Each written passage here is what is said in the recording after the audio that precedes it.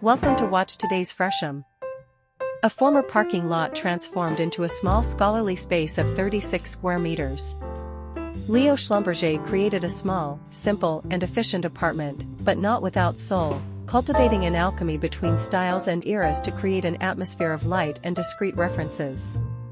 The place, precisely, a parking lot at the front and a caretaker's lodge in the backyard, transformed into offices, with partitions and false ceilings, a basic cube not very complicated with which the architect must work. For this small space of 36 square meters on the ground floor, Léo Schlumberger thought above all about creating a clear and luminous envelope, a volume that was easy to use, polished concrete on the floor, simple kitchen, and above all taking advantage of the daylight crossing between the street which illuminates the living room through a large stained glass window.